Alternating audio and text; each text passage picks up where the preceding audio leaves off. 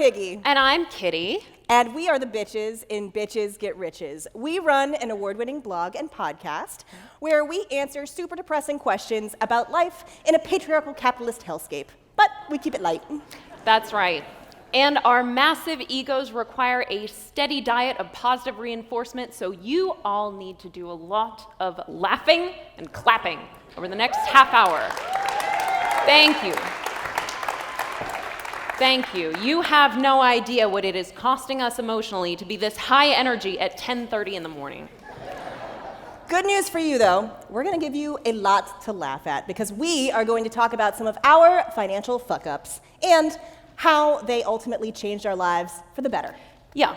So I don't know if you guys are anything like me. I tend to come away from events like this with something that I call an inspiration hangover.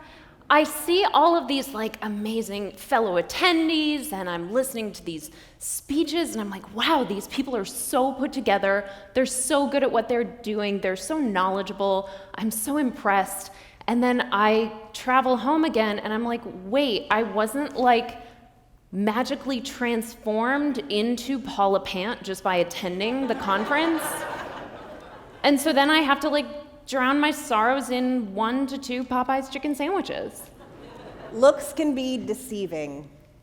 Folks, we are all merely human, which means that we are all, yes, even you, a financial fuck-up. And Kitty and I are living proof of this fact. See, beneath our effortlessly cool exteriors lies years of accumulated flop sweat. Absolutely. And we are here to tell you about some of the embarrassing times that we have completely failed. We have no idea what we're doing. We make everything up as we go.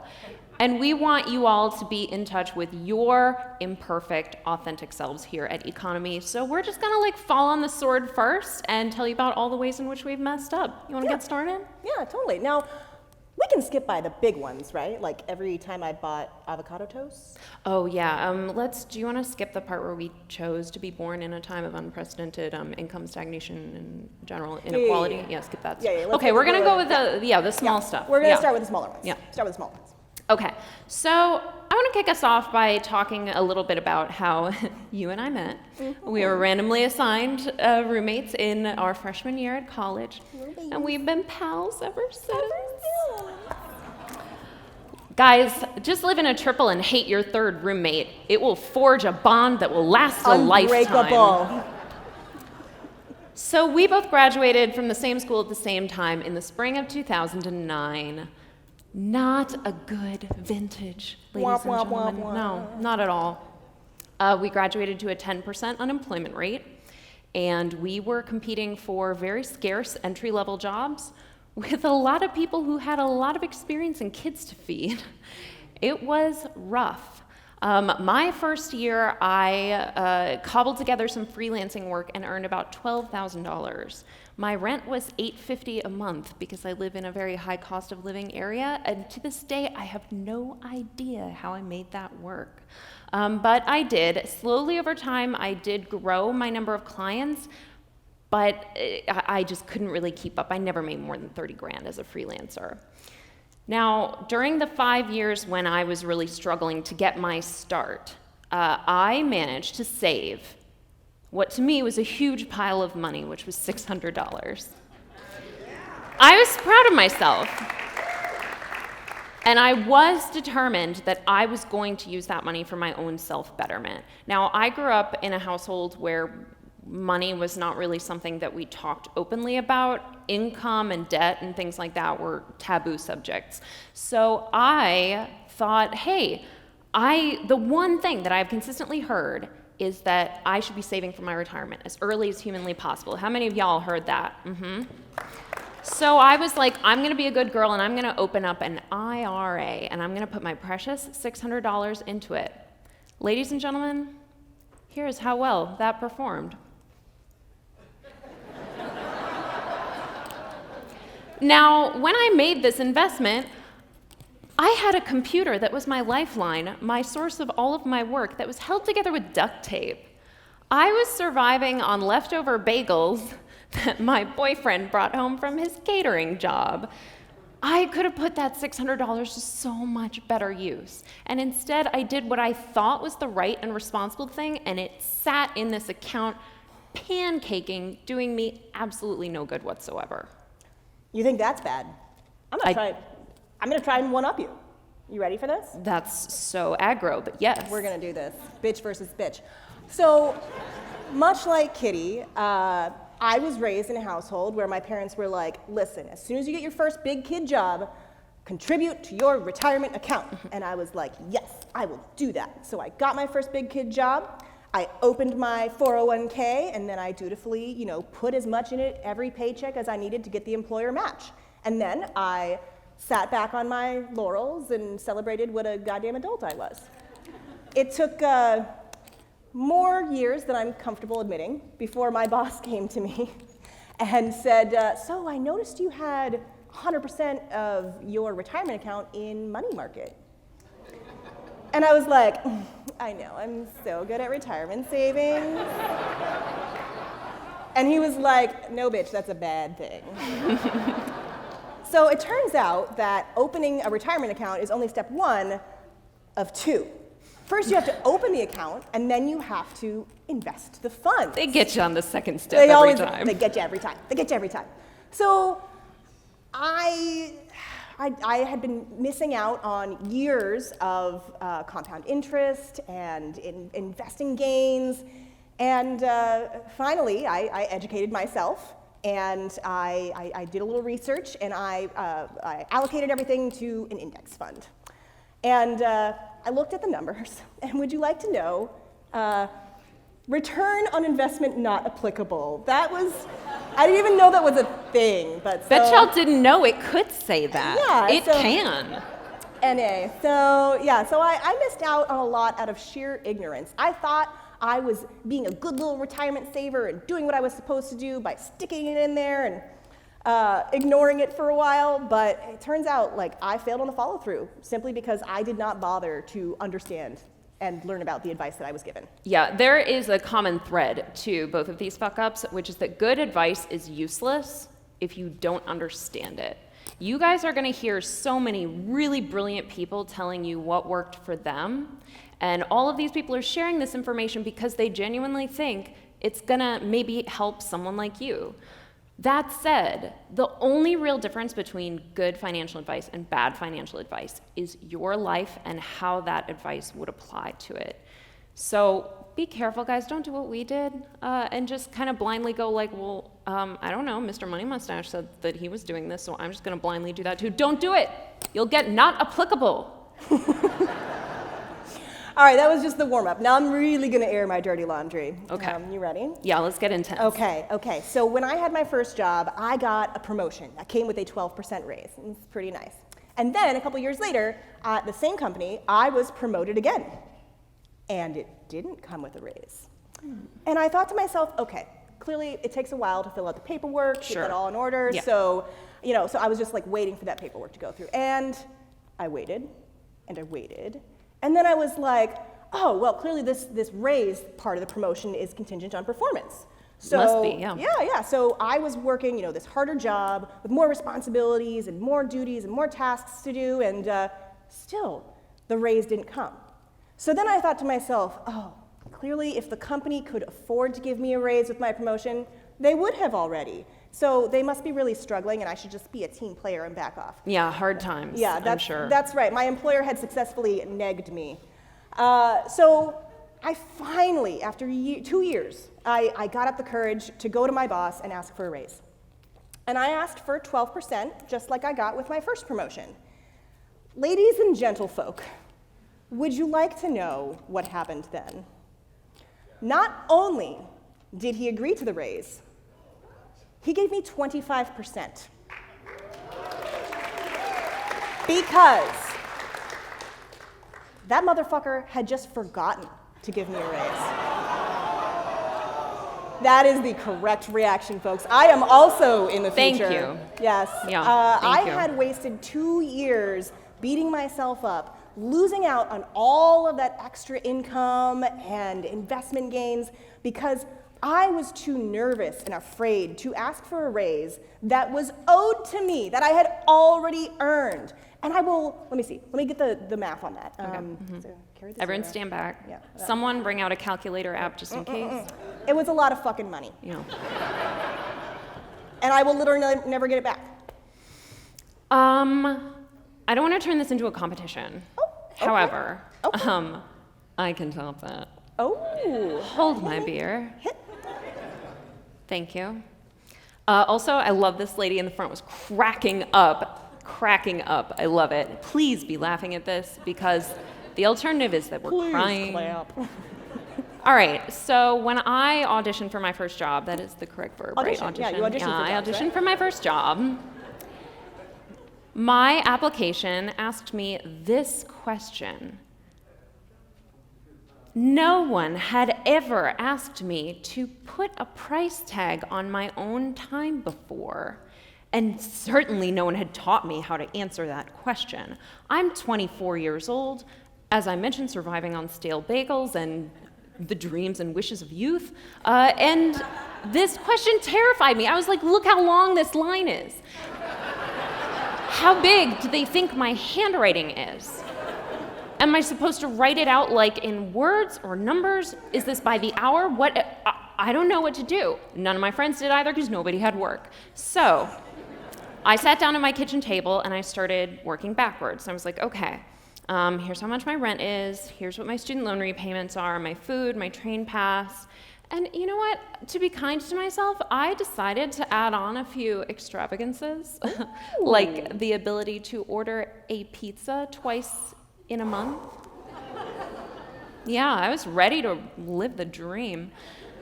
So I came up with this number, and that's what I wrote down. And then I started thinking about all of the jobs that I had worked up to that point in my life.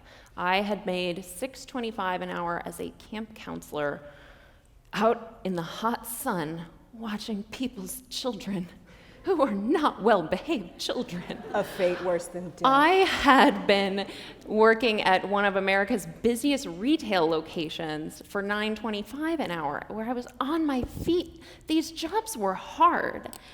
And I was going out for a job where I just get to sit at a computer going clackety-clack and making things look better.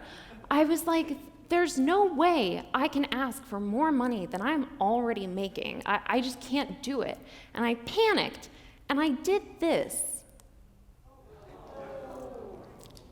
I only had one copy of the application, and I had already written the 45 in pen, so it really did look like that, where I had to squeeze it in. Okay, like, it was the world's most obvious self-doubt. It was there in pen for anyone to see, that I had no idea how to answer this question and no belief in the answer that I gave. So I got this job, and they actually gave me the 45. And I was like, this is amazing. I lucked out. I found a company that really believes in my value, and they gave me the high end of what I asked for. This is incredible. So I worked diligently there for 2 years. And then a coworker who was departing pulled me aside, and she said, do you know what your coworker makes? And I said, no, I don't know that. She has the exact same job title as me, the same responsibilities, same number of clients. She did have a few more years of experience than me. She was kind of a peer mentor to me, and I thought a friend. And this is how much money she made. I felt like such a fucking fool. I felt used, and I had no one to blame. Well, a little bit, the company too to blame, a lot of it. But I had no one to blame fundamentally but myself, right? I knew what I was worth, and I was scared to ask for it. Whew. Here's the lesson, and these two very strikingly depressing yet funny stories. Don't offer discounts on yourself. Mm-hmm. If you are not focusing all of your decision-making on understanding your own worth, then I guarantee you're selling yourself too cheaply. Because, to be honest, no one else is going to do this for you. No one else is going to understand your intrinsic value and maintain that for you. And in fact, a lot of people can really benefit from convincing you of your worthlessness. That's right. Yeah. Now let's bring the mood down a little bit. Y'all look too happy. Yeah. So I'm going to tell you about the worst career mistake I have ever made in my life. So I started my career in the book publishing industry. I went to college for book publishing. I did all my internships in book publishing, and for a long time, it was the only career I ever had. And folks, I fucking loved it. It was prestigious. It was glamorous. I basically had the same job as every like beautiful heroine in a romance novel, and I could like go to parties and be like, I'm an editor. No big deal. But it was also notoriously, as an industry, overworked and underpaid. And in addition to that, it fostered a culture of martyrdom. It really encouraged unhealthy coping mechanisms and this like mental distress. Like people were like, oh, it's fine, just go ugly cry in the bathroom if you need to. And everybody else is bringing work home, so you should too. And oh, well, I keep a bottle of wild turkey in my desk because that's all I can afford when I need to like really get through the day. It's cheaper than therapy. It is cheaper than therapy. Look at that. Which I couldn't afford anyway. Yeah. So I struggled, feeling trapped in this, dare I say it, abusive industry because I didn't have the confidence to try anything else. I didn't think that my skill set was applicable anywhere else or that I had any transferable skills. It was basically one of those moments where I was like, who else would want me? And like my identity was all wrapped up in it as well. Like if I left publishing, I would have a really Jean Valjean moment, you know, who am I? And so I stayed. I stayed for nearly 10 years because I was too afraid to move on. And meanwhile, you know, my mental health suffered, my physical health suffered, and my sense of identity, my sense of self really went down the tubes. Yeah. You did finally escape from that. Sure did. You have a new job. It's pretty cool. It's great. I have a really similar story, and unfortunately, I'm like still living it out.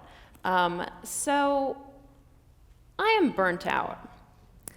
I have been working continuously since I was 16 years old, which means for the last 18 years, I have not taken a break longer than maybe 2 weeks.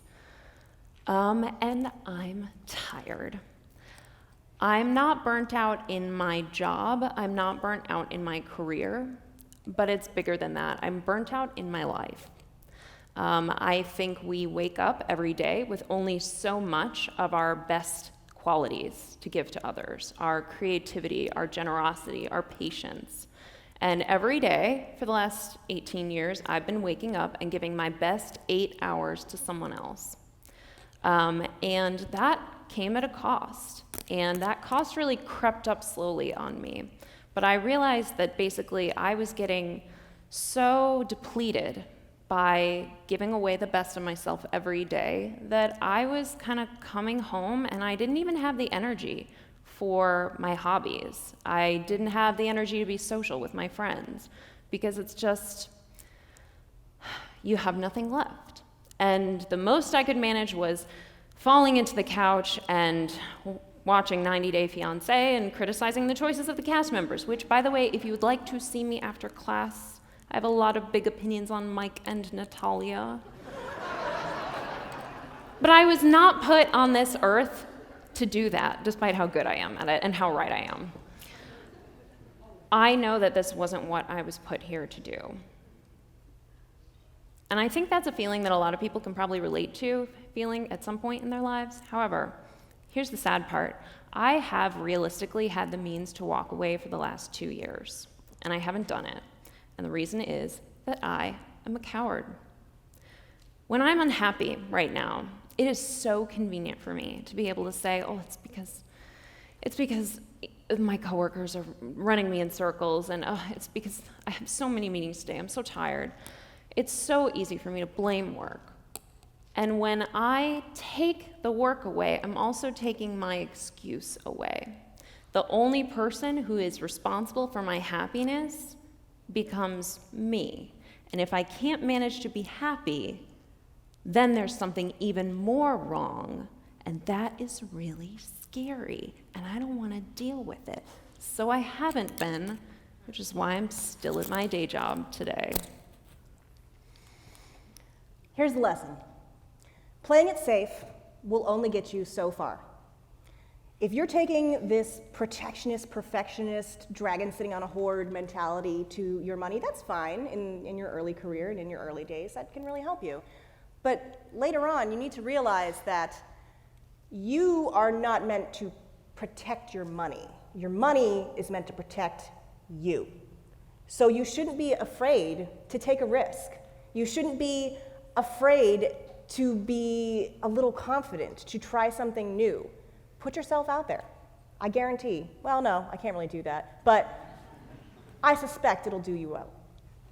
All right, moving on. Yeah. Activity time! Activity time. Woo! Now that we've brought you all very low, we don't want to sabotage the speakers coming afterwards, so we need to bring you back up. Okay. Which is why you will all be helping us. And in fact, we're going to need an assistant for this, a lovely assistant. A lovely and talented assistant. So please welcome your very own J.D. Roth.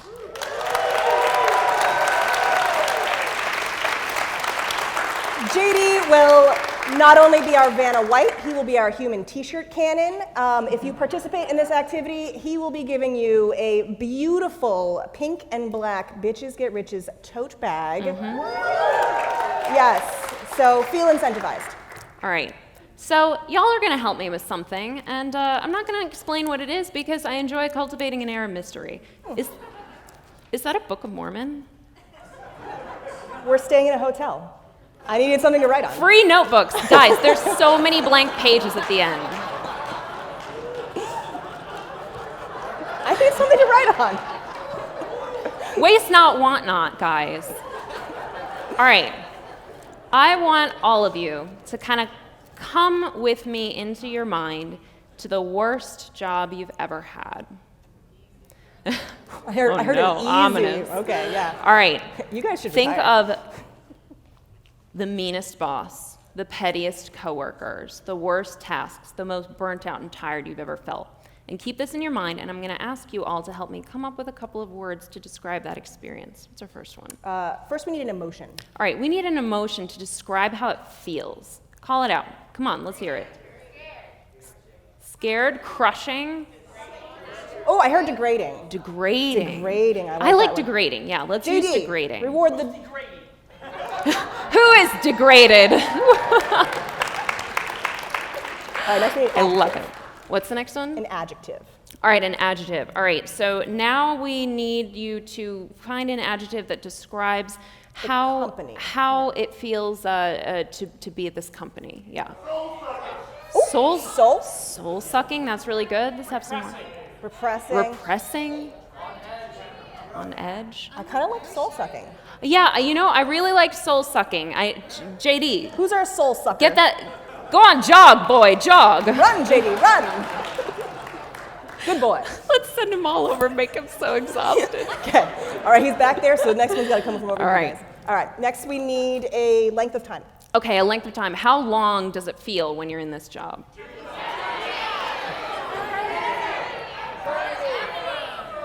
All right, I hear a lot of forever. Let's can the forevers, obviously. 25 years. Eternity. Groundhog Day. Groundhog Day. Groundhog Day. Groundhog Day. Okay. The beloved 90s classic. Okay, now we need a I don't think there's personality any Gen Z here. I don't think we have to explain Groundhog Day, but if we do, find us afterwards. We'll walk you through it. trait. Personality trait. All right, we need a personality trait describing your boss. Bipolar, piece of shit, asshole. Self-loathing. Self-loathing? No, not self-loathing. I want another one. Woo! What was that, ma'am? What was that?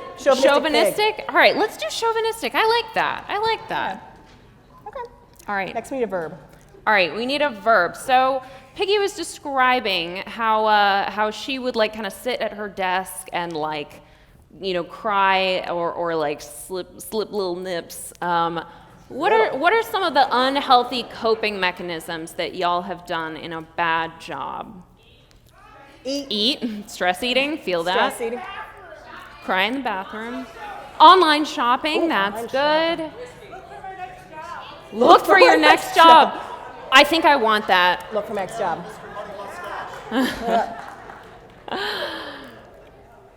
Okay, next All right. we need a sign off. And last one, we need a sign off. Okay, so you know when folks end an email and they say like yours truly or whatever, what is the most obnoxious, like makes your skin crawl sign off? Cheers. Cheers when you are not British is pretty bad. Let's hear some more. Warm regards. Best. Best is very passive aggressive. Best wishes. Thanks for your time. Love ya. I like that one. Love ya. All right, we'll take love ya. Love ya. Love ya. Love ya. All right. JD, have you rewarded the people? I have rewarded the people. Okay, great. Thank you. Thank you for your service to this country. All right, so y'all may be wondering why we made you do that. Here is the reason.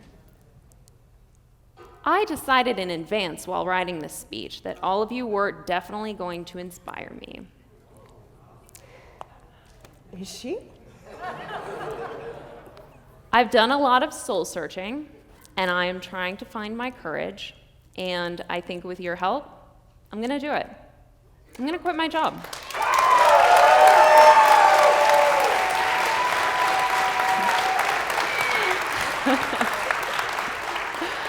I have selected a very advantageous date in early spring that will coincidentally be a week after our bonus checks arrive.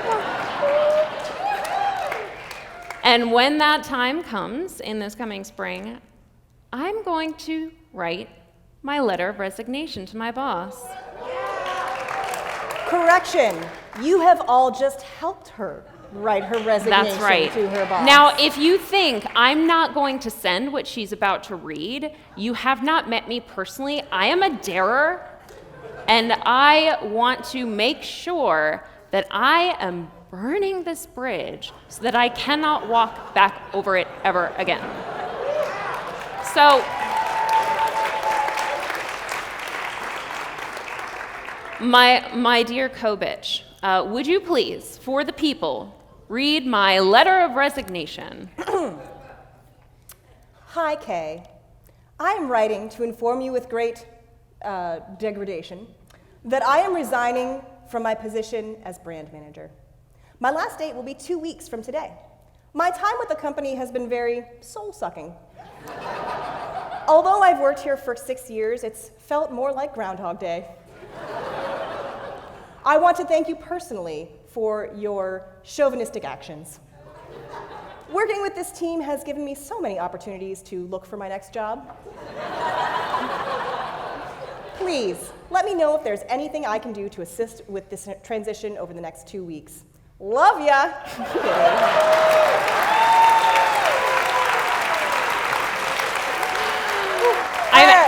Bring it back. I'm absolutely sending that. Follow us on social media. I'll probably live stream it while day drinking. It's gonna rock. It's gonna be great. All right. It's gonna be great.